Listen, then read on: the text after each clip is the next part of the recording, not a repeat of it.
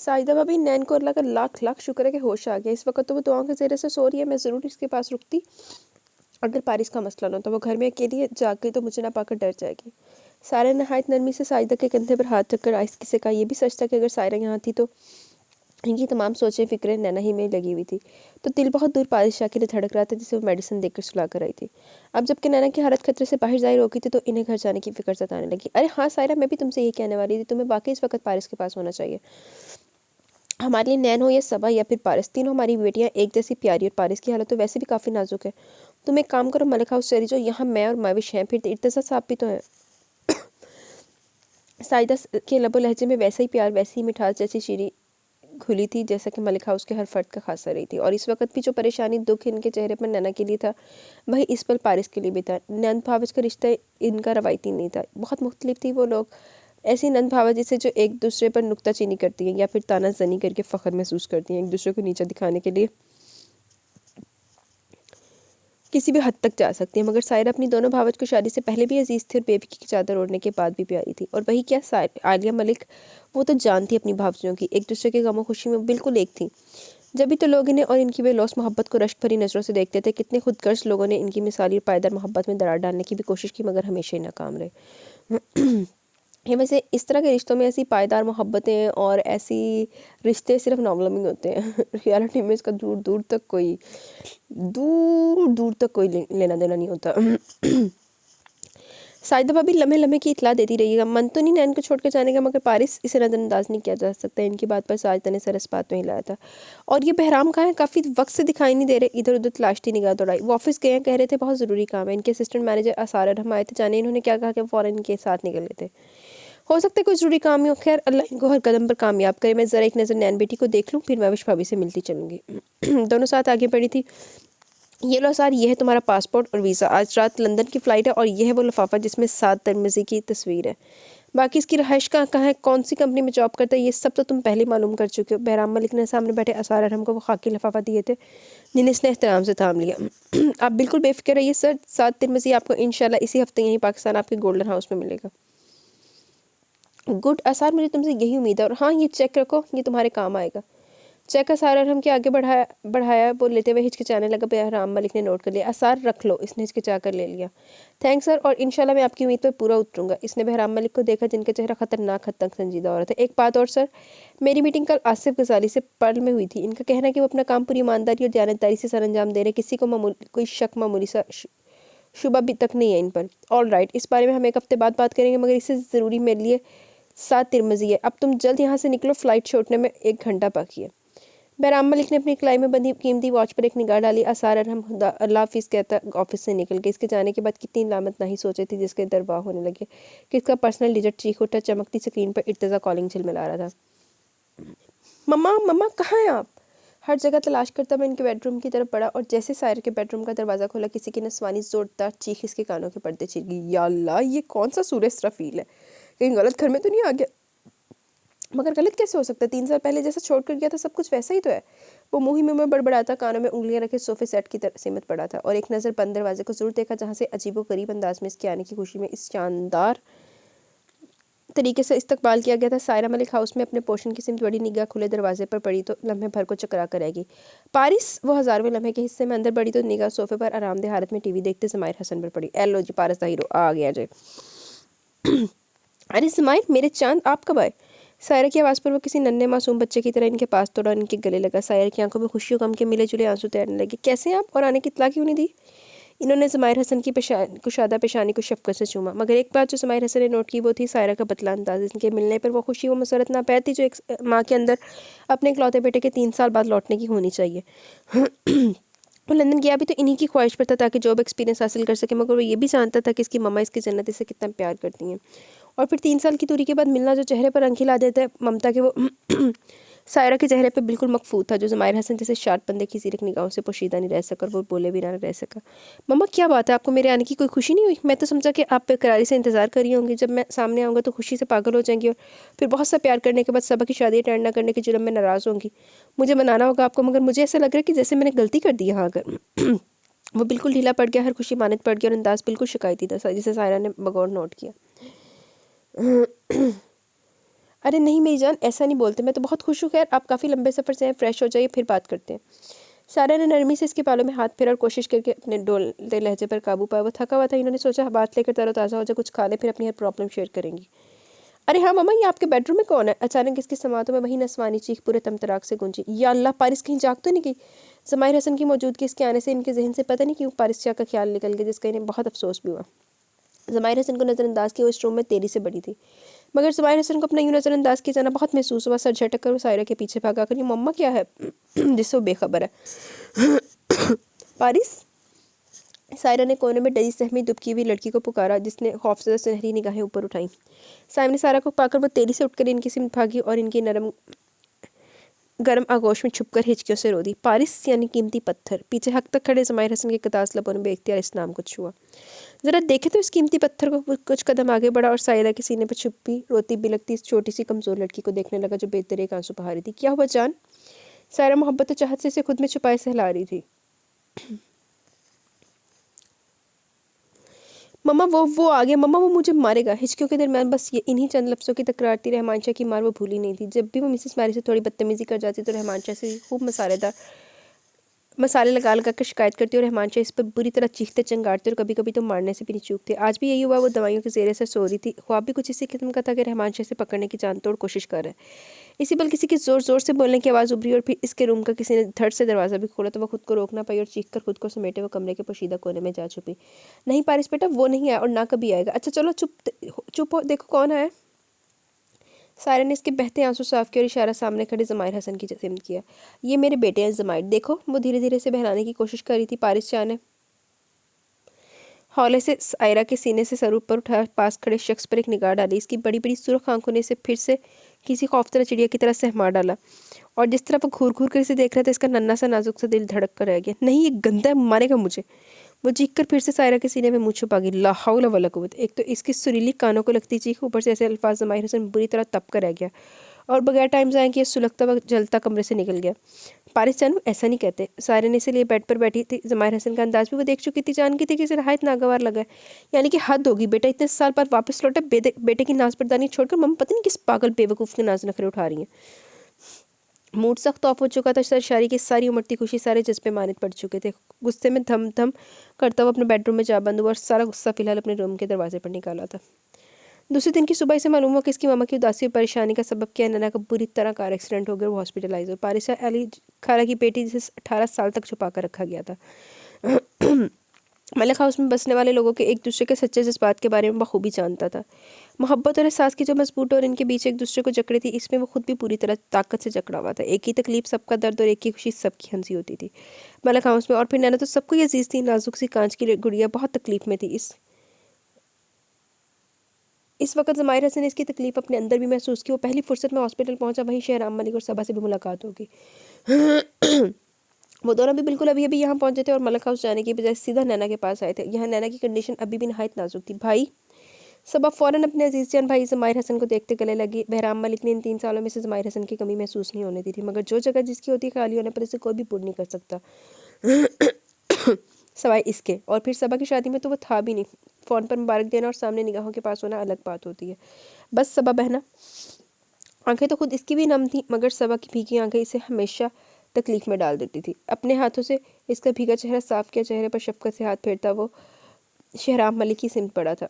शहराम मलिक इसका कज़न जिगरी यारी नहीं, अब इसका बहनोई भी बन चुका था और ये रिश्ता बहुत मजबूत था। वो इसे बगल भी हुआ और इसका हाल अहवाल पूछा। नैन की हालत बहुत ख़राब है, कुछ दिन इन्हें यहीं रखना पड़ेगा। शहराम मलिक की डॉक्टर से तफसीलन बातचीत हो गई थी, मगर शहराम ये एक्सीडेंट हुआ कैसे? बस यार, अभी तो मैं खुद लाइलम हूँ। कोशिश तो पूरी तरह हो रही है कि जानने की नैन के एक्सीडेंट के पीछे किसका हाथ है। हॉस्पिटल में हर तरह की एहतियात नैना के लिए की जा रही थी। माविश तो अपनी इकलौती लखते जिगर के पास से हटने को एक लम्हे के लिए भी राजी न थी। सब बहुत समझा रहे थे, मगर इस वक्त वो बिल्कुल जिद्दी बनी हुई थी। बिलाखिर सबा, शहराम मलिक और जमाहिर हसन ने जोर ज़बरदस्ती करके कुछ घंटे के लिए मलिक हाउस भेज दिया, ताकि वो थोड़ा इजी फील कर सकें। और फिर साजिदा भी तो यहीं थी। इसके अलावा इर्तिज़ा मलिक और मुस्तफ़ा मलिक अपना बिजनेस छोड़े वक्तन पर वक्तन खबरगिरी कर रहे थे। पुलिस अपनी इंक्वायरी कर रही थी, मगर अब तक कोई सुराग नहीं मिल रहा था। बहराम मलिक ने इन्हें फ़िलहाल तफ्तीश के लिए रोक दिया था। प्रेस वाले जो हॉस्पिटल में ही जमा थे, इन्हें बहराम मलिक ने कुछ सवालात के नबे तुरे जवाब देकर फारिग कर दिया, जिस पर किसी को कोई एतराज़ ना हुआ। एक माह की मुकम्मल देखभाल पूरी एहतियात पाकर वो मलिक हाउस आ चुकी थी। राजी तो कोई ना था कि वो भी खा रहा है, मगर क्योंकि वो मुकम्मल से एहतियात नहीं हुई थी, मगर इसकी ज़िद रो रो कर कहते रहना कि वो यहाँ हॉस्पिटल में नहीं रहेगी। इस माहौल से घुटन हो रही है, तो इसकी बात माननी पड़ी। डॉक्टर्स की तजवीज़ के मुताबिक नैना को मुकम्मल बेड रेस्ट कराया जाए, गज़ा और मेडिसिन का भरपूर ख्याल रखा जाए। शहराम मलिक नैना की व्हीलचेयर घसीटता अंदर ला रहा था। नैना की इस पूरी तरह होने वाले एक्सीडेंट ने इसका बहुत नुकसान कर डाला था। इसे सांस का प्रॉब्लम हो गया था, जिसके लिए इसे ज़िंदगी भर ऑक्सीजन पंप का सहारा लेना पड़ेगा। रीढ़ की हड्डी और घुटनों की हड्डियाँ बहुत मुतासर हुई थी, काफ़ी हद तक कमज़ोर नहीफ हो गई थी। वो चेहरे पर जा बजा सुर्ख ब्राउन जख्म के अलावा कुछ गहरे निशान पड़ चुके थे, जिसको साफ करने के लिए डॉक्टर्स ने बाहर से महंगी तरीन टॉनिक और ट्यूब मंगवा कर दिए थे। जो हाल इसके चेहरे का था वही इसके गुलाबी हाथ पाँव का था, जिसका मलिक हाउस को बहुत दुख हुआ, मगर वो सब इस बात पर नहायत शाकिर और खुश थे कि नैना जिंदा सलामत है और हमारे दरमियान मौजूद है, वरना ऐसे डेंजर एक्सीडेंट ने शायद ही किसी को ज़िंदगी की नवीद बख्शी होगी। जैसे व्हीलचेयर मलिक हाउस में कॉरिडोर के दरवाजे से एंटर हुई, बेतहाशा सुर्ख फूलों की ताज़ा भीगी पत्तियों की बारिश की कितने ही मिलने में लाने वालों ने इसे फूलों के बुके दिए। इसकी मलिक हाउस आने की खुशी में गिफ्ट से खुश आमदीद कहा गया, पुरखुलूस दुआओं से नवाजा गया। इस वक्त तो पूरे का पूरा मलिक हाउस खुशबू फूलों में जैसे नहाया हुआ था। हर चेहरा मुस्कुरा रहा था इसके आने पर। क्यों सुंदर लैला, कैसा लगा ये सब? शहराम मलिक झुककर इसके नीले झील शीशों में झांकने लगा। नैना की निगाहें खुद ब खुद झुकती चलेगी, चेहरा भी किसी कदर झुक सा गया।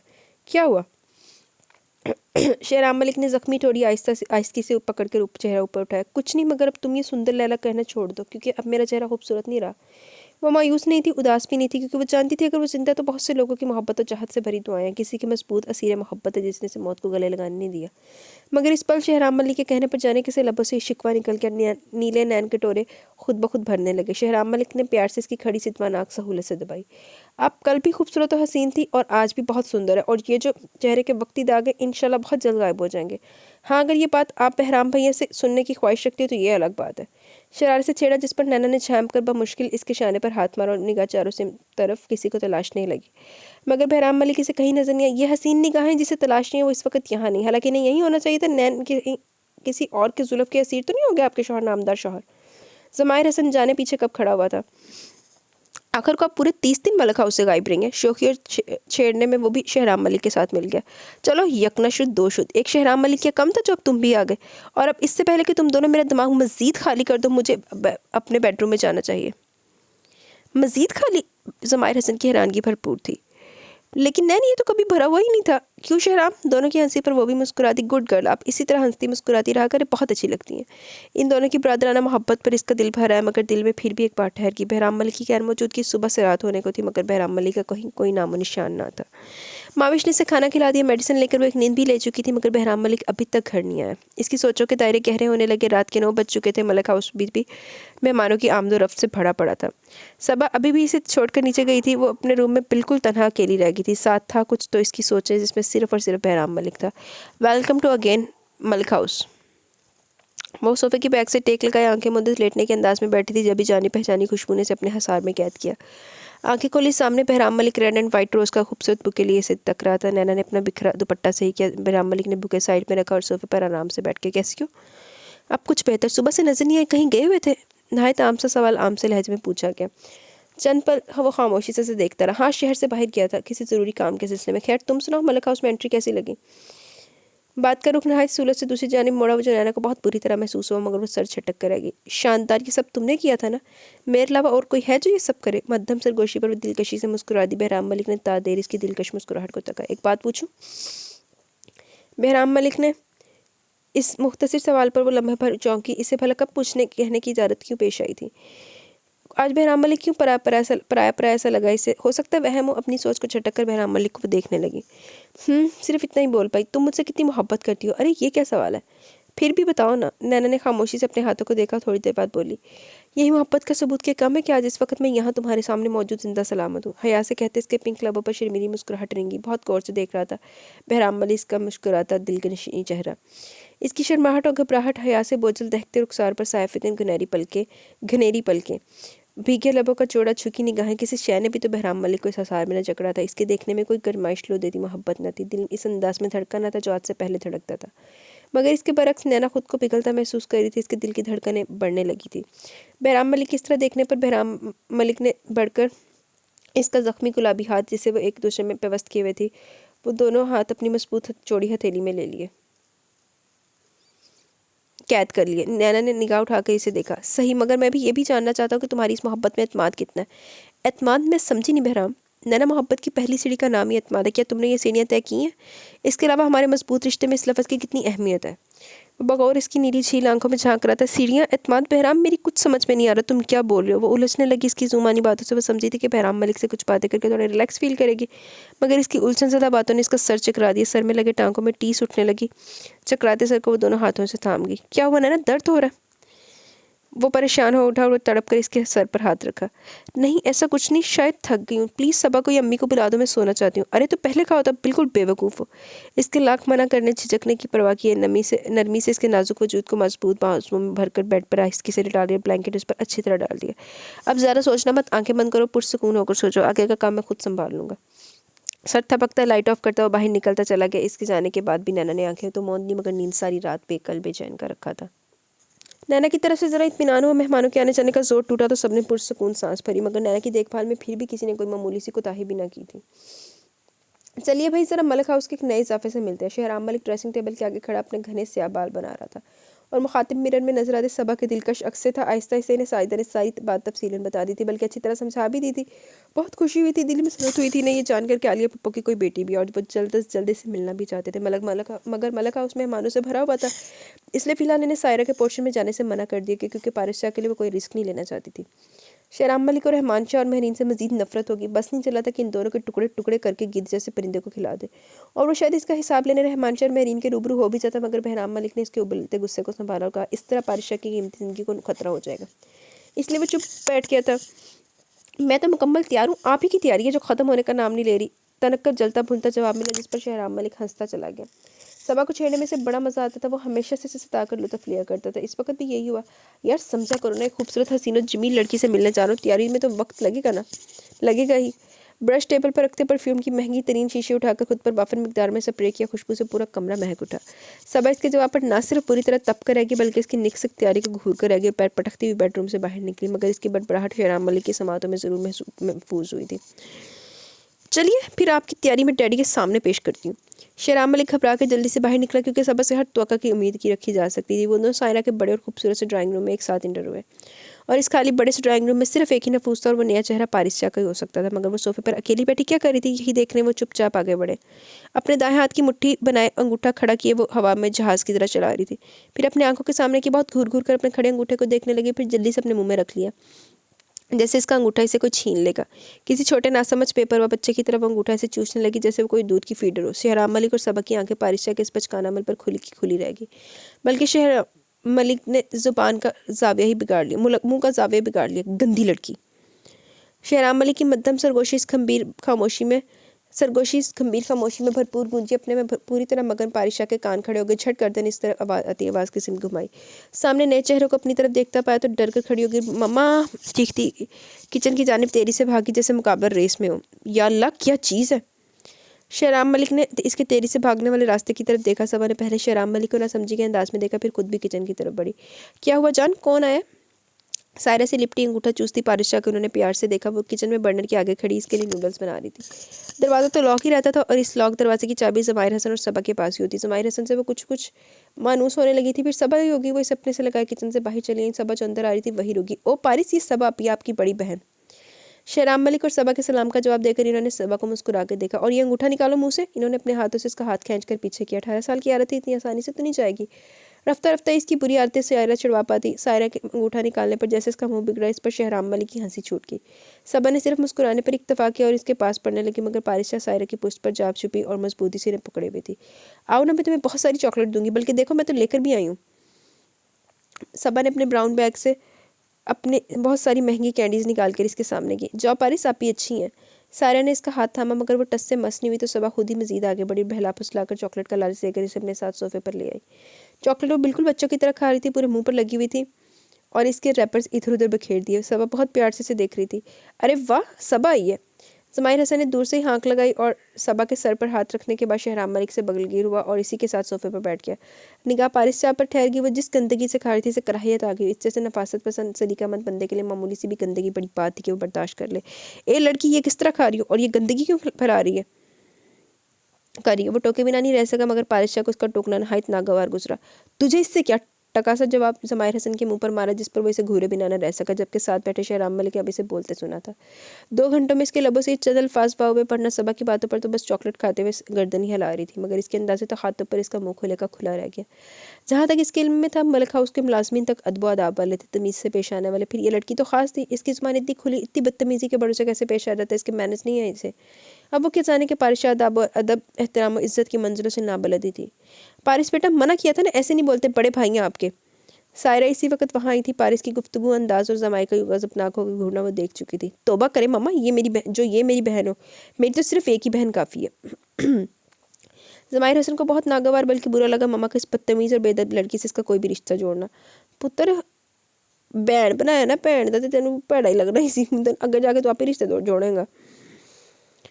तो मैं कौन सा तुझे अपना भाई कह रही हूँ, अपने तो बस एक ही भैया, बहराम भैया, तुम दोनों गंदे हो। झट जवाब भी हाजिर था, शहराम मलिक को भी खौम का घसीट लिया था। अच्छा बस खड़ी हो, यहाँ से तुम्हारी मेडिसिन का वक्त भी हो रहा है, और ये क्या हाल बना लिया अपने चेहरे का, सारा चेहरा और कपड़े गंदे कर लिए, खड़ी हो और कमरे में चलो। इससे पहले कि बात आगे बढ़ती, सायरा ने पारिश शाह को हाथ पकड़ कर खड़ा किया, मगर जाते जाते भी अपनी कार्रवाई कर गई। घूरते ज़माहिर हसन को ज़ुबान चढ़ाती सायरा के साथ आगे बढ़ी। ज़माहिर हसन का जो हाल तो था, मगर बराबर में विराजमान शहराम मलिक अपना बेसाख्ता कहकर बंद न कर सका। यकीन नहीं आता आली पप्पो कैसी जंगजू बेटी भी हो सकती है। वैसे ज़माहिर यार, पारिस ने हमारी सही की इज्जत अफजाई की है, क्योंकि आप लोग हैं भी इसी काबिल। पारिस ना समझे, मगर आप लोग तो समझदार हैं, अक्ल और शऊर रखते हैं। सबा को चूंकि पूरी बात मालूम थी, इसलिए पायशा के तौर तरीके पर हैरत नहीं हुई। 18 साल की है मोहतरमा, और कौन सी उम्र होती है समझदारी की, और एक मम्मा कम थी जो तुम भी इस बदतमीज़ की इन मैनर्ड इल मैनर्ड लड़की की फेवर करने अनमैनर्ड इल मैनर्ड लड़की की फेवर करने आ गई हो। सबा का पारिशा की तरफदारी खुद का डिग्रेड किया जाना बहुत खुला था ज़माहिर को। आप अभी कुछ नहीं जानते इसलिए कह रहे हैं, मैं इस नालायक लड़की के बारे में कुछ जानना भी नहीं चाहता। तेरी से सबा की बात काटी इसकी मम्मा, जिससे फरमाइश कराकर इसके लिए बेहतरीन पकवाती थी, अपने हाथों से लुकमे बना बना कर खिलाती, सो नखरे उठाती। अब वही मामा बिल्कुल बदल गई थी।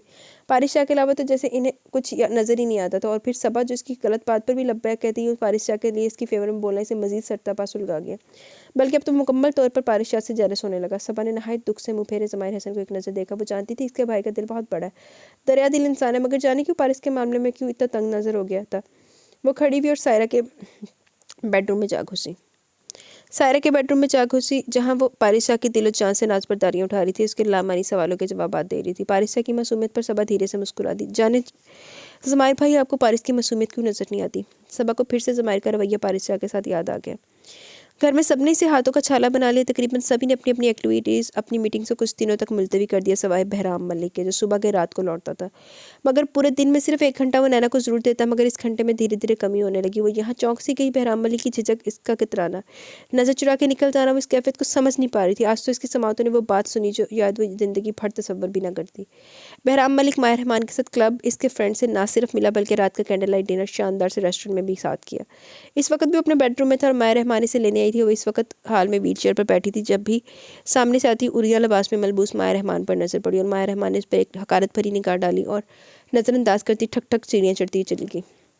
नैना को इस पल अपना आप नहायत हकीर सा लगा, बिल्कुल बेनाम वजूद, बेहैसियत। आजकल तो वो वैसे बहुत पसमुर्दा सी हो रही थी, मुरझाई मुरझाई। बचा बहराम मलिक जो सारा वक्त में 1 घंटा इसके साथ बैठता, इसे खूब बातें करता, इसका दिल बहलाता, इसमें कमी आ गई थी।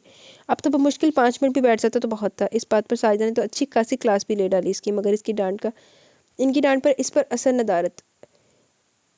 वो मजीद जाने और कितनी सोचों की गहराइयों में डूबती रहती कि इसकी सोचों का तसलसल बहुत सी महकती खुशबुओं ने तोड़ा। खुशबुओं की राह पर इसका रुख किया था, निगाह जैसे इस मंजर की गिरफ्त में कैद होकर रह गई। बहराम मलिक और माया एक साथ किसी बात पर कहके लगाते सीढ़ियों से नीचे उतर रहे थे। कितनी अजीब बात थी, बहराम मलिक जिसे अपना दुश्मन अव्वल जानता था, आज वही दुश्मन हुसन की सूरत में इसके पहलू में कदम से कदम मिलाकर खुशगवार मूड में खड़ी थी।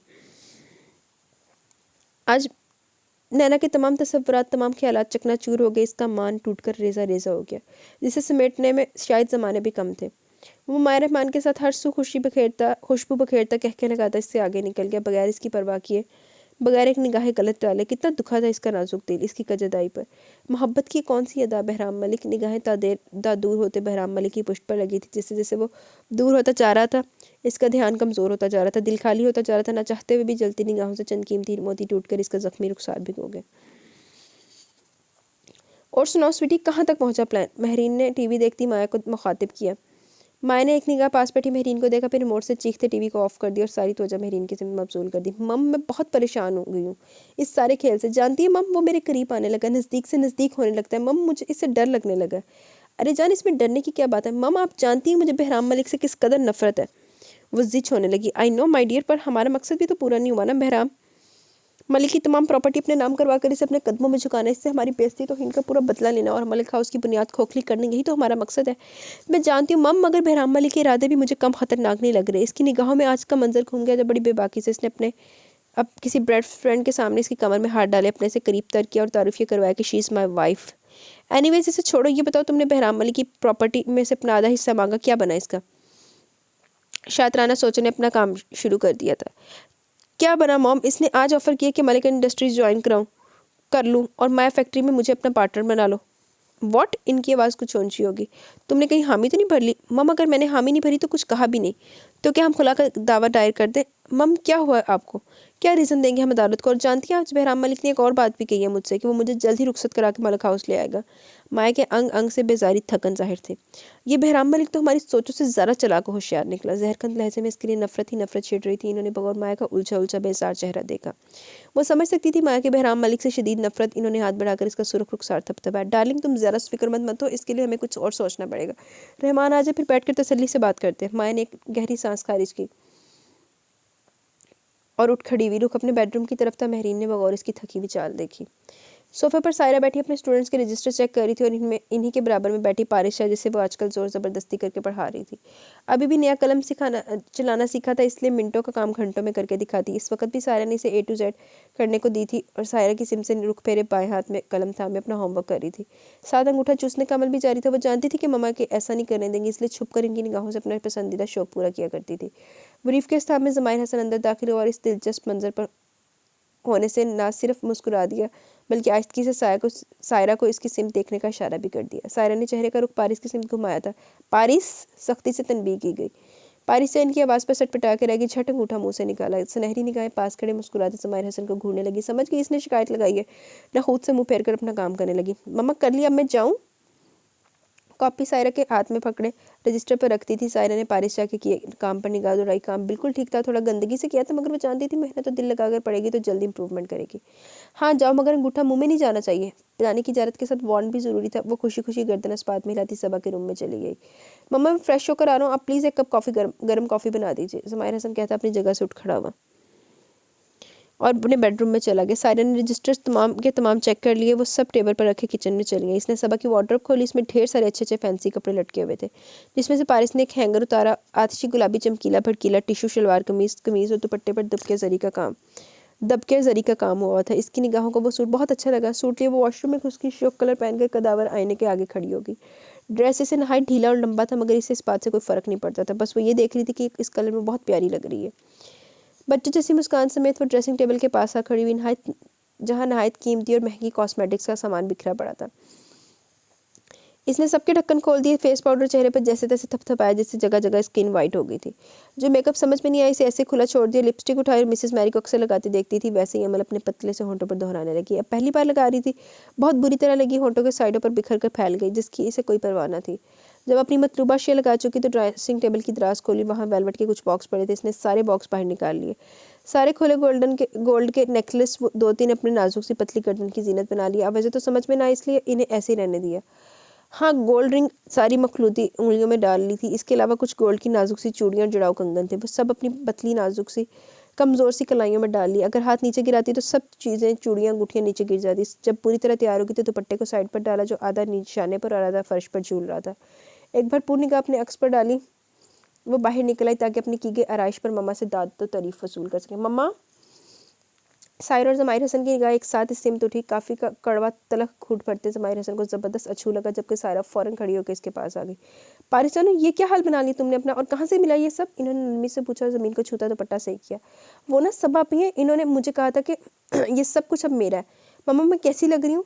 वो बहुत मेहनत से और दिल लगाकर तैयार हुई थी। अपने ख्याल में वो बहुत प्यारी लग रही थी, मगर अपनी मम्मा से तारीफ़ें ज़रूर सुनने की ख्वाहिशमंद थी। सायरा इसके मासूम अंदाज पर निहाल होगी। इसके भोलपन पर इन्हें आली शिद्दत से याद आई। वो भी बिल्कुल ऐसी थी, मासूम सी, शरारती सी, उल्टे सीधे खुद काम करती और डांट दोनों भाइयों और इन्हें पड़ती।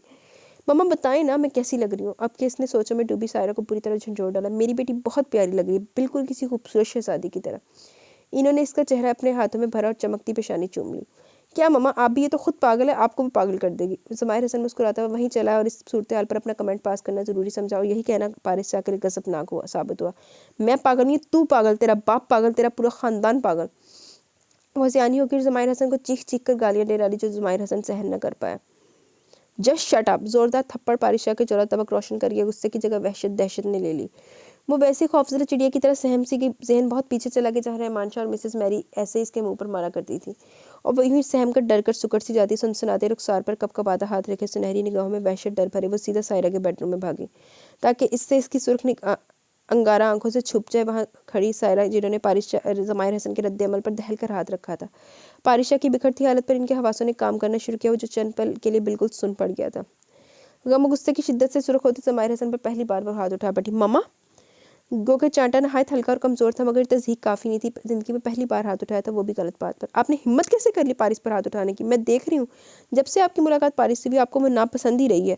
नागवार गुजरा इस घर में पारिस का रहना, मगर मैं चुप रही, खामोश रही। मगर आज आपने बिना सोचे समझे इस पर हाथ उठा दिया। गुस्से की शिद्दत को बर्दाश्त करने में इनका रमा रमा काँप रहा था। आपको मुझसे ज़्यादा अजीज़ है वो? अपनी आवाज़ किसी गहरे कुएं से आती महसूस हुई। यही एहसास के कम था कि इस बदतमीज़ चरब ज़ुबान लड़की को इस पर फोकियत दी जा रही है। हाँ है अजीज़, और बहुत अजीज़ है। एक लड़की जो एक माह की उम्र से 18 साल की उम्र तक एक तहखाने जैसी चारदीवारी में कैद रही हो, जो ये नहीं जानती कि बाप क्या है, माँ कैसी होती है, ख़ानदान किसे कहते हैं, जिसने सुबह की फूटती पहली किरण नहीं देखी, जिसके लिए हर बदलता मौसम एक जैसा रहा हो, जिस पर बेतहाशा टॉर्चर करके पागल बनाया जा रहा हो, बात बात पर तशद्दुद किया जा रहा हो। और जब वो लड़की इन बंद गलियों से आज़ाद होती है, खुली फिजा में, खुले माहौल में सांस लेना चाहती है, अंधेरे से निकल कर रोशनी से मानूस होने लगती है, तो इसके साथ ये सलूक किया जाता है। अगर किसी की मोहब्बत के दो बोल दे नहीं सकते, तो नफरत से झिड़कना भी आपका हक नहीं है। बोलते बोलते वो हाँपने लगी, सांस धुनकी की मानत तेज चलने लगी। हाँ है पारिस मुझे अजीज़, आपसे ज़्यादा प्यारी है, क्योंकि वो मेरी माँ की खुशबू है, इसकी मेरी माँ-जाई की खुशबू है, इसकी परछाई है, इसके वजूद का हिस्सा, इसका परतू है। पारिस महरूम रही है वालिदैन के प्यार से, इस नरम गर्म आगोश से जो आपको मैसर थी। जितना दुख, जितनी तकलीफ पारिस ने उठाई है, एक माँ की उम्र से कोई सह सकता है इतनी तकलीफ? कितनी मुश्किलों से मैंने पारिस के दिलो दिमाग से वो छुपा खौफ डर निकाला था कि मानूस होने लगी थी, जानने लगी थी हर शय को, रोशनी की आदी होने लगी थी, ज़िंदगी को समझने लगी थी। मगर आज आपने फिर उसे गुफन देरों का बासी बना दिया। ज़माहिर, आपने मेरी 3 माह की मुसलसल मेहनत पर पानी फेर दिया। वो जो आगे बढ़ने लगी थी, फिर से पीछे उस नुक्ते पर जा ठहरी है जहाँ से वो बहुत मुश्किलों से निकली थी। वो बच्ची है, ना समझ, इसकी कोई सोच अपनी नहीं, कोई शख्सियत नहीं है। इसकी परवरिश ऐसे हाथों ने की है जो हमारे माशरे में बहुत निचले तबके में शुमार होते हैं। आपने बहुत गलत किया समाइर, बहुत गलत। कैसे संभालूं मैं पारिस को? वो रो रही थी बेतहाशा। इस तरह इसने इन्हें रोते आज दूसरी बार देखा था। पहली दफ़ा जब इसके वालिद खिज़र हसन का इंतकाल हुआ, और आज इसने अपनी ज़रा सी नादानी के बायस रुला डाला। मगर हाँ, आज जो इस पर इंकशाफात के दर खुले, पारिशा के माजी के बारे में, इसकी गुजरी कठिन ज़िंदगी के बारे में,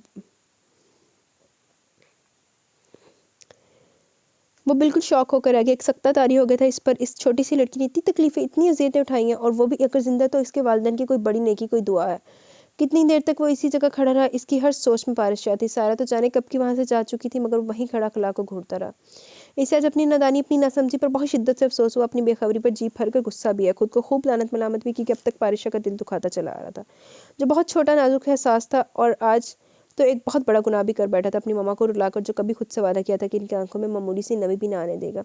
सब वादे मिट्टी के ढेर हुए। वो ज़मीर की अदालत में मुजरिमों की तरह सर झुकाए खड़ा था, और इसी ज़मीर ने फैसला सुनाया कि आगे बढ़ो और अपनी गलती की माफ़ी मांगो।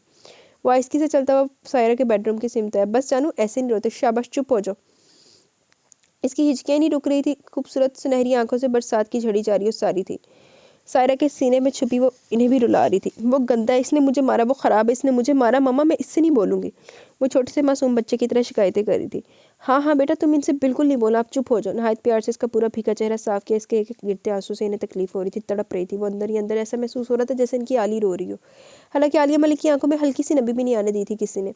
ज़माहिर हसन इस मंजर को देखकर मजीद नदामतों के समंदर में डूब गया। चुपचाप चलता हुआ इसके पास रह रहा और दोनों कानों को पकड़े इसके कदमों के करीब बैठ गया।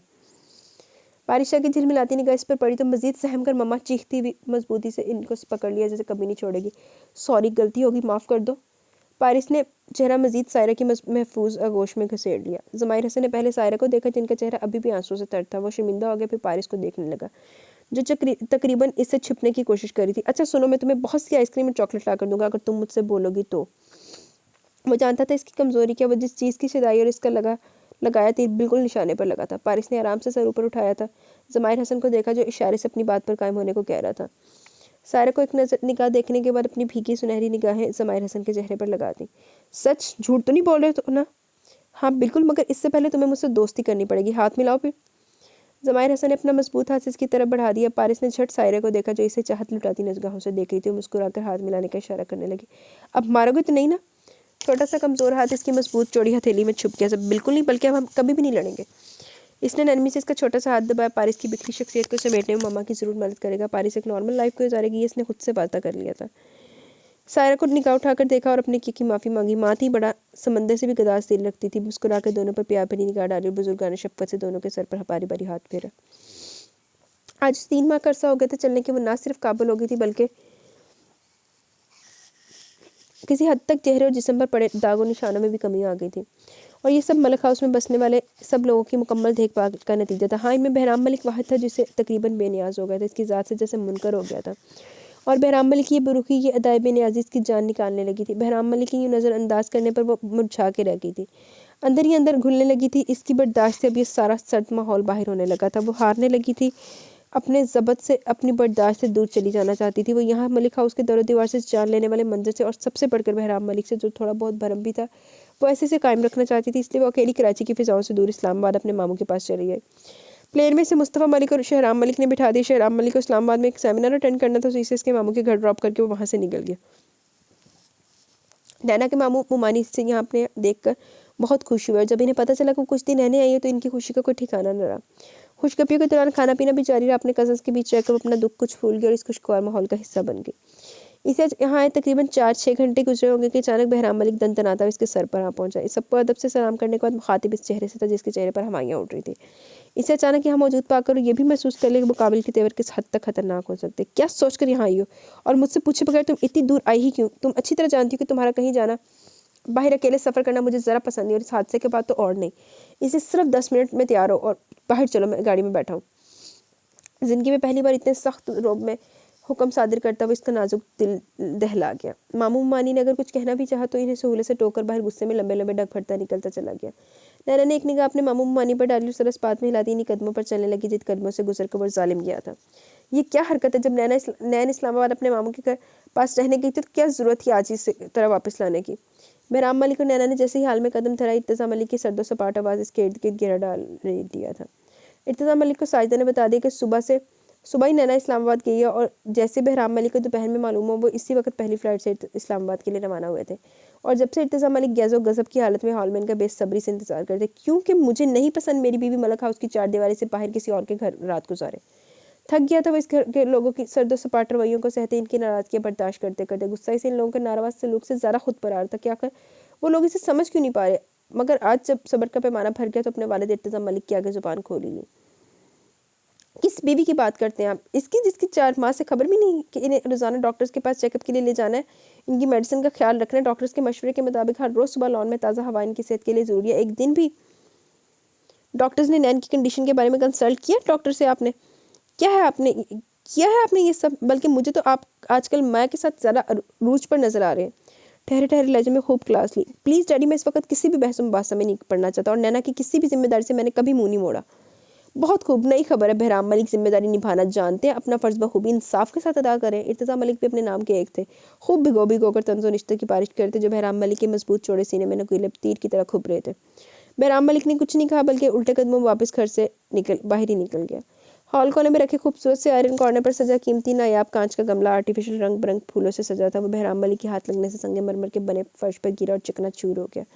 बिल्कुल इसी तरह पास खड़ी सब कुछ देखती सुनती नैना के साथ था। इसका दिल टूटकर चकनाचूर हो गया था, जिसके बारीक बारीक टुकड़े इस कांच के तरह बिखर कर रह गए। आंखों में नमी लिए वो ऊपर बेडरूम की सिमत बढ़ गई। इर्तिज़ा मलिक ने दूर जाती नैना को देखा। साहबजादे के कुछ ज़्यादा ही पर निकल आए हैं। लेकिन एक बात याद रखिएगा साजिदा बेगम, अगर बहराम मलिक की तरफ से नैन को मामूली से भी नुकसान पहुंचा, मैं माफ़ नहीं करूंगा आपके लाडले सपूत को। सर झुका साजिदा को तेज नजरों से देखते हुए वहां से हटते चले गए। रहले भी साजिदा की कसूर, अपना पुंडा नहीं तेरे को काबू चाह रहा है। मेरी तो समझ में नहीं आ रहा कर बहराम को हो क्या गया, वो क्यों ऐसा करे। मेरी इतनी डांट समझाने का भी इन पर कोई असर नहीं। गमज़दा अफसुर्दा लहजे में बोलते हुए वो इनके अश्क बह निकले, जिन्हें पास खड़ी माविश देखने के अलावा कुछ ना कर सके। इनकी आंखों में खुद नमी ठहरी हुई थी। इस नमी में अपनी इकलौती बेटी जान से अजीज जिगर गोशे का मुस्तकबिल डूबता हुआ दिखाई देखती थी। तसल्ली के दो लफ्ज़ से जब वो खुद को मुतमिन नहीं कर पा रही थी तो कैसे साजिदा को शांत कर सकती थी। ये तय हो चुका, अब रास्ते बदल चुके हैं, हम तो जहाँ से चले वहीं रहे, और आपके सारे असूल व कायदे बदल चुके हैं। रह गई है ज़िंदगी अब तो भरी रेत सी, और हमारे लिए आपकी मुट्ठियाँ बदल चुकी हैं। वो हाल में सोफे पर अकेली बैठी थी, सोचो कि गहराई में सिर्फ और सिर्फ बहराम मलिक ही था। वो आजकल अपनी सेहत को भूले सिर्फ इसी दुश्मन जान को ही सोच रही थी। इसकी हरकतों से कनात देख रही थी। नैना बहराम मलिक को अंदर तक जानती थी, वो क्या चाहता है, क्या पसंद करता है। बहराम मलिक को डिफेक्टेड अशिया पसंद ना थी, और ये आदत इसकी बचपन के ज़माने से थी। कपड़ों पर अगर मामूली सा भी दाग लग जाता तो वो रिजेक्ट कर देता।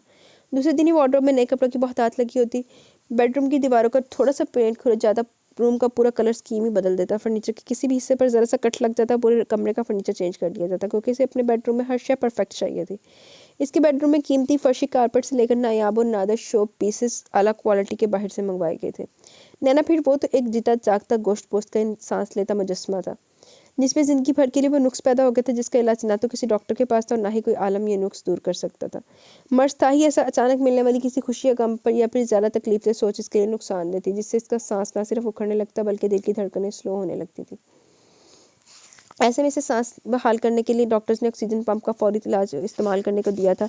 कितनी अजीब बात थी, वो एक नॉर्मल लड़की की तरह ज़िंदगी नहीं गुजार सकती थी, और ज़िंदगी का ये सबसे बड़ा नुक्स भला बहराम मलिक को कहाँ पसंद आया होगा। वो तो अपने लाइफ पार्टनर हसीन से हसीन, हर नुक्स से पाक दिखना चाहता था। बहराम मलिक और माया रहमान का मुस्कुराता चेहरा सामने था। नैना की बेख्तियार निगाह उठी तो उठी ही रहेगी। कितना मुकम्मल लग रहा था ये खूबसूरत कपल। माया रहमान नाजुक सी गोरी रंगत, तीखे नकुश की मालिक नाजुक से खदोखाल की बेइंतहा हसीन मलका।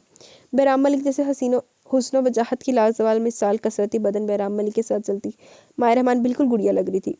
दोनों के कदम एक साथ उठ रहे थे मजबूत फर्श पर, और नैना के दिल को बेदर्दी से रोनते हुए आगे निकल गए। बहराम मलिक ने तो भूले से भी एक निगाह गलत उठाकर भी ना देखी। वो जो इसके दिल के शक और शुबात की कंडलियां मार रहे थे, आज सब मुंह फाड़ कर चीख चीख कर हकीकत का ऐलान कर रहे थे। ऐसी कितनी दुख भरी सोचों ने इसके अंदर आंधियों की तबाही बर्पा कर दी। इसके दिल की धड़कन अपना काम करना शुरू कर रही थी। अचानक धड़कती धड़कन तेज होने के बाद बिल्कुल मध्यम पड़ने लगी। सांसों की रवानी में कमी आने लगी। खांसी का ना रुकने वाला दौरा पड़ चुका था। पंप इसके हाथ से दूर जा गिरा, जिसे वो उठाने की शक्कत खुद में पैदा नहीं कर पा रही थी। दिल की धड़कन पर हाथ रखे बुरी तरह खांस खांस कर हल्कान होने लगी। नीले झील अपना बाधा बंद तोड़ चुके थे। बहराम मलिक इसी पर मेहरामान के साथ हंसता हुआ नीचे उतर रहा था। नैना पर नजर पड़ी तो सारी सूरत हाल समझ में आ गई। माया को इग्नोर किए भागता हुआ इस्तगा पंप उठाकर खुद इसके मुंह में स्प्रे करने लगा। दूर खड़ी माया को ये मंजर बड़ा अचंभा लगा। वो अभी कुछ सोचती कि बहराम मलिक के करख्त लफ्जों ने से वहीं रोक दिया। जब अपनी इस कमजोरी के बारे में इल्म है तो क्यों से अपने हाथ में नहीं रखती। पंप इसकी गोद में फेंका। अपने वालिदैन की इकलौती औलाद हो, कम अज़ कम इनका ही ख्याल कर लो। कितनी हकारत से इसने झिटका था, ये अंदाजे भी आई तो बिल्कुल नहीं आता इसके लिए। कितने ही पल नीले झील शीशों में समंदर भरे से तके चली गई। माया के देखने में हद जो तनफ्फर था वो वहीं तो खड़ी थी, बल्कि मगर बहराम मलिक तो इसकी मौजूदगी का भी ख्याल ना रखा। बहराम, साइदा जो नैना के लिए दूध का गर्म ग्लास ला रही थी, वो ये तो नहीं जानती थी कि नैना पर क्या क़यामत टूटी, मगर बहराम मलिक का हर लफ्ज़ तलखी में डूबा इसकी समातों से गुजरा ज़रूर था, और इन्हें बहराम मलिक का लबो लहजा अंदाज़ो खास कर नैना के लिए पसंद नहीं आया, और वो टोके बिना नहीं रह सकी। ये क्या तरीका बात कहने का, नैना का ख्याल रखना आपकी भी जिम्मेदारी है। तो क्या करूँ मम्मी, सारा ऑफिस अपनी मीटिंग छोड़कर बिजनेस छोड़कर इसके घुटनों से लगकर बैठ जाऊँ। मुझे अपने भी बहुत से काम है, एक एक लम्हा कीमती, और बहुत सा वक्त तो वैसे ही ज़ाया हो गया। एक तेज़ निगाह नैना के सफ़ेद पड़ते चेहरे पर डाली। ये तो हमें भी नजर आ रहा है कि आजकल अपना कीमती लम्हा लम्हा किसे दिया जा रहा है। साजिदा ने भरपूर तंजिया निगाह मुँह फेरे लबों पर इस्तेज़ाइया मुस्कुराहट से जाए लापरवाही से लटखमाती माया पर डाली। ऑल राइट, मैं आज ही इसके लिए एक मुलाजमा का बंदोबस्त करता हूँ जो हम्मा वक्त इसके साथ रहे, इसका पूरी तरह ख्याल रखे, ताकि आपके साथ इन मोहतरमा के हमारी साहब भी पुरसकून रह सके।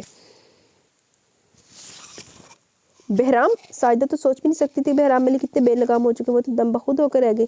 मम्मी प्लीज़, इस वक्त मुझे जल्दी एक अहम मीटिंग अटेंड करनी है। इसके अलावा आज माया को शॉपिंग भी करवानी है। आप प्लीज़ डिनर पर मेरा वेट मत कीजिएगा, मैं माया के साथ ही डिनर कर लूँगा।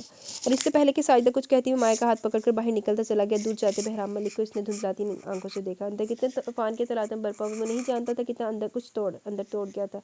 बगैर परवाह किए सामने से निकल गया। साजिदा फौरन इसके पास आई, इसका सर अपने शाने से लगाकर सब ठीक हो जाने की झूठी तसल्ली दी, मगर जानती थी कि अब कुछ ठीक नहीं होगा। बहराम मलिक के दिल से इसकी मोहब्बत की जड़ें उखड़ गई थी।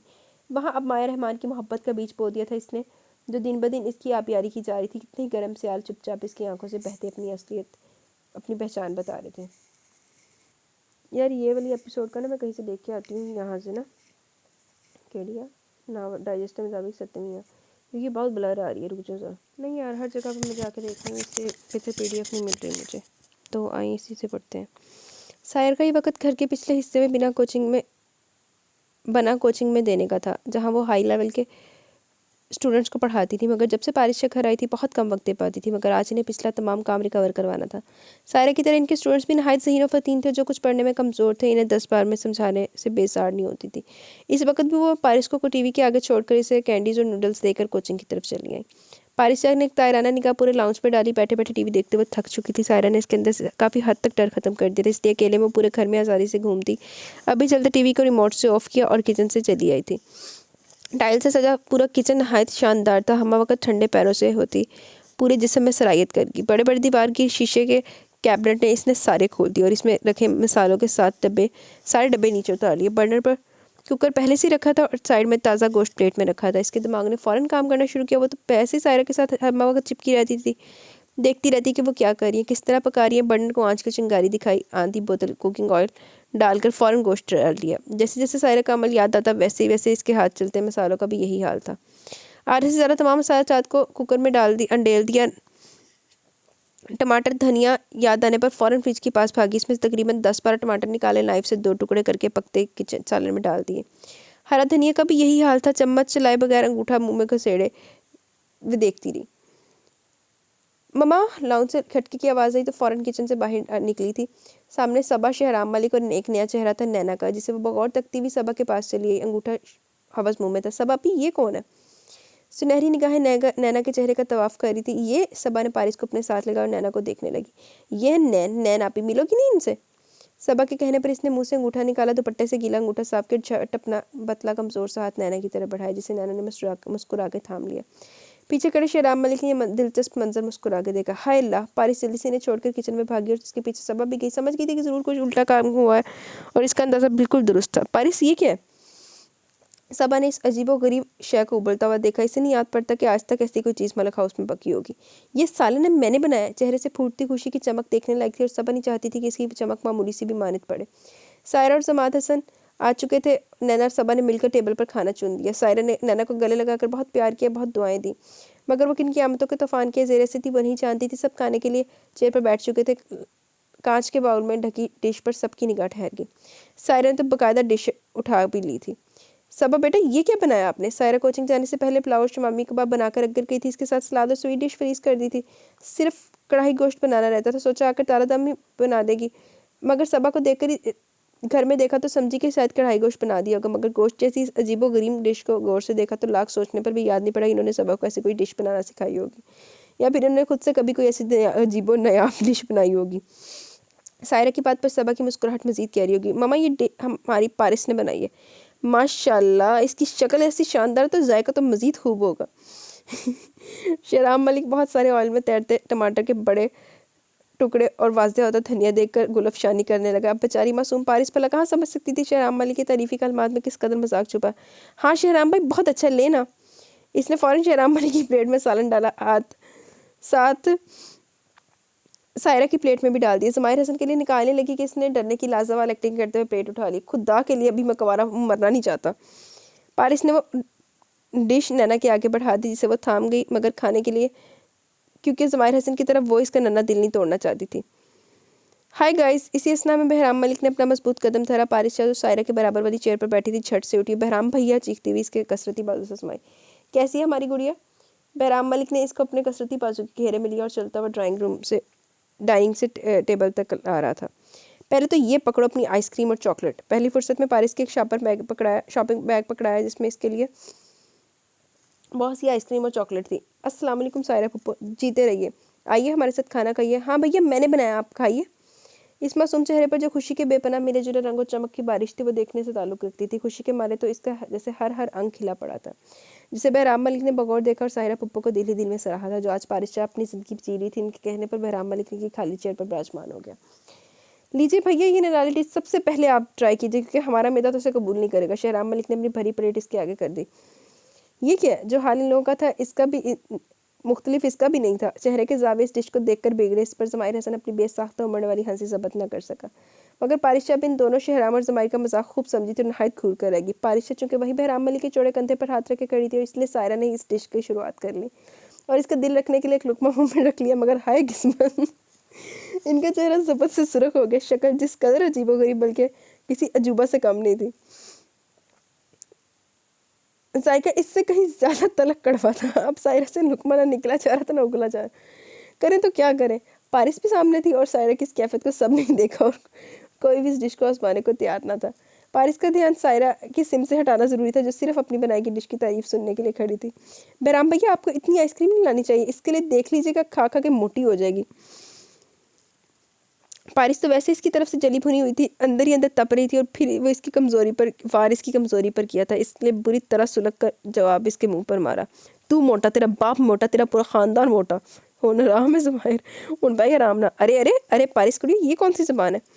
बहराम मलिक ने फ़ौरन इसके हिलते लबों पर अपनी मजबूत चौड़ी हथेली रख धरी थी। बहराम भैया देखे ना, इसे भी तो।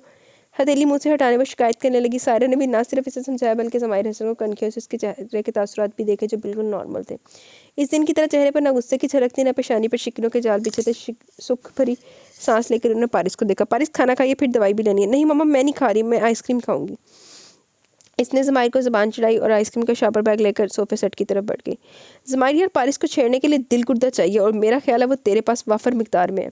शेराम मलिक ने दिलचस्पी से मुस्कुराते ज़माहिर हसन पर एक गहरी निगाह डाली। ज़माहिर ने एक मुस्कुराहट इस पर पास करते निगाह सोफे पर बैठी आइसक्रीम से इंसाफ करती पारिस पर डाली।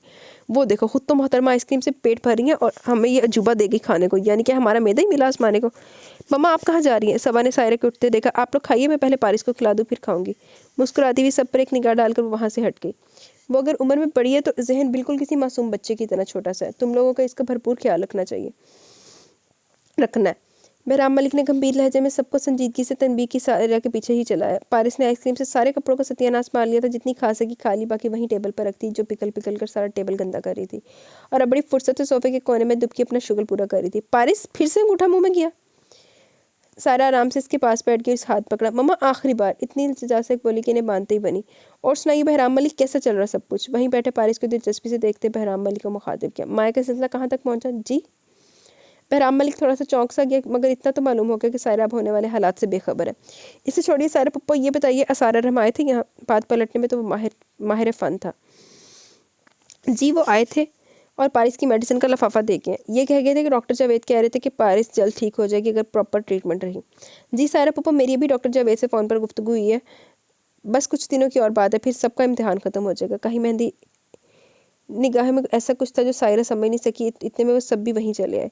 ये देखो, नफासत पसंद, साफ़ सुथरा रहना और हर शय चमकती हुई देखना ज़माहिर हसन की तबीयत का खासा था। गंदगी से तो वैसे इसे कराहियत आती थी, इस वक्त गंदे शीशे की टेबल पर इसे कराहियत आई और पारिस को एक निगाह देखता वहीं इसके बराबर रखे दूसरे सोफे पर विराजमान हो गया। पारिस, इसमें इससे शहद टपकता है क्या? लाओ दिखाओ, मैं भी तो थोड़ा सा निकालूं और सबको भी दूं। ज़माहिर शाह को इसका यूं हर वक्त अंगूठा मुंह में लिए रहना बिल्कुल अच्छा नहीं लगता था। कई बार टोका भी, मगर वो भी अपने नाम की एक ढीठ थी। ज़रा जिसके टोकने मम्मा के डांटने का असर हो जाता। अब भी इसने पारिस का हाथ मुंह में से निकाला। पारिस जोर से ना सिर्फ चीखी बल्कि इसके बाजू पर खूब मुक्के भी मारे थे। वहाँ बैठे सभी पारिस की इस मासूम अदा पर दिल खोलकर मुस्कुरा दिए थे। पारिस अपना बदला लेकर सायरा की आगोश में सर रखे लेट चुकी थी, मगर अपना मशगला नहीं छोड़ा। बहराम मलिक, जो इन लोगों की छेड़छाड़ से महसूस हो रहा था, एकदम इसका पर्सनल डिजिट चीख पड़ा। रोशन स्क्रीन पर माया कॉलिंग जगमगा रहा था। मुस्कुराते लबों को सख्ती से भेजा, चेहरे के मुस्कुराते तासुरात लिखी में बदल गए। कनखियों से इसने नैना को देखा, कितना मुरझा गई थी वो इन बहुत से दिनों में। चेहरे पर करब से मज़य्यन दुखों को भी बहुत कुछ छुपाने के बावजूद भी छुपा नहीं पाई थी। इसके पसमर्दा सरापे पर इस कदर दिल पारा पारा हुआ था, ये सिर्फ वही जानता था, मगर बहुत सा गुस्सा से नैना पर भी था। वो क्यों इससे बेखबर बनी हुई थी, क्यों इसे समझ नहीं पा रही थी? औरों से तो कोई शिकवा नहीं था, मगर इसे तो कम से कम एतबार करना चाहिए था ना। मतलब सारी गेम पा रहा है, समझ जाओ।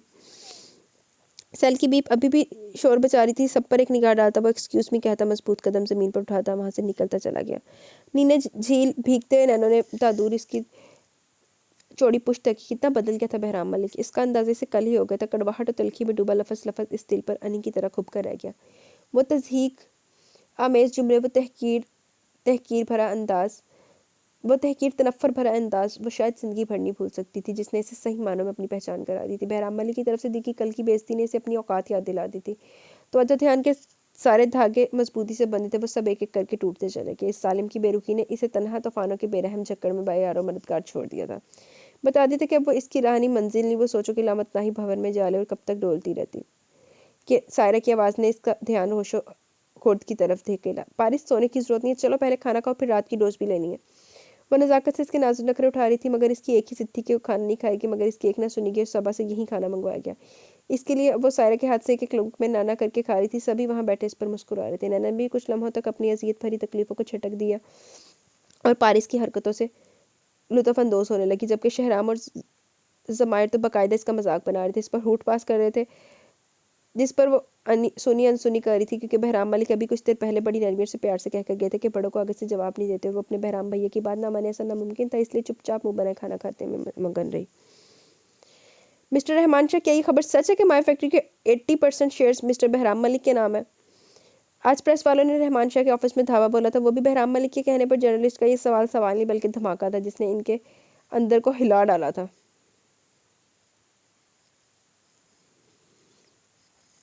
तस्दीक के लिए इसने साथ खड़ी माया पर निगाह डाली, जिस पर वो लाइल्मी का मुजाहिरा कर रही थी। देखिए, आपको किसी ने गलत न्यूज़ दी है, ये एक सनसनीखेज अफवाह के अलावा कुछ नहीं। हमारे 80% नहीं बल्कि 0.5% शेयर मिस्टर आसिफ गजाली ने खरीदे, जिसका सबूत भी है। मगर मिस्टर आसिफ गजाली से इस बात की तस्दीक की गई है तो इन्होंने लाइल्मी जाहिर किया। एक और अखबारी रिपोर्टर ने कहकर माइक रहमान शाह क्या कर दिया। व्हाट? धचका ज़बरदस्त था। ये कैसे मुमकिन है? इनके दस्तक हमारी फाइल्स पर मौजूद है। यकीनन आप लोगों को गलत फहमी हुई मिस्टर आसिफ गजाली। प्रेस वालों को गलत फहमी नहीं हुई है मिस्टर रहमान शाह। जर्नलिस्ट की भीड़ को चीरता बहराम मलिक रहमान शाह के मुकाबले आ खड़ा हुआ। इनके पास बिल्कुल सॉलिड न्यूज़ है। इस कंपनी यानी कि माया फैक्ट्री के 80% शेयर होल्डर्स मेरे यानी बहराम मलिक के नाम है और 20% शेयर्स मेरी मिसेस माया बहराम के नाम है। भरपूर निगाह रहमान मलिक के पहलू में खड़ी माया पर डाली। और रहे मिस्टर आसिफ गजाली, वो तो सिर्फ एक मोहरा थे। लहजे में हर दर्जा ठहराव और पर सुकूनियत थी, जबकि मुकाबले से खून आशाम निगाहों से घूरा और फिर माया को देखा। मतलब इतनी इंपॉर्टेंट खबर से वो कैसे चूक गई, जबकि वो आजकल इसका साया बनी फिरती थी। मगर इसका सबूत क्या है कि आप ही हमारी माया फैक्ट्री के 80% शेयर होल्डर हैं। चलाकी होशियारी की भी हद थी। रहमान शाह ये बाजी हार गया था, फिर भी आखिरी वक्त तक खेलना चाह रहा था। बहराम मलिक ने मुस्कुराने पर इक्तफा किया। सबूत? ऑल राइट, आपकी तसल्ली इससे भी करा देते हैं। मिस्टर असार अरहम छपाक से हाथ में ग्रे कलर की फाइल लिए हाजिर हुआ। असार अरहम ते ना बहराम मलिक ने कोई बोतल जिन रखिया कि असार अरहम का नाम नहीं लेता। बोतल चिराग अलादीन के चिराग ना जो जिन निकलता ने चिराग रगड़िया, असार अरहम का नाम लेता तो असार अरहम ने पहला पांदा है ना, जिथे भी है उत्थे फौरी हाजिर हो गया।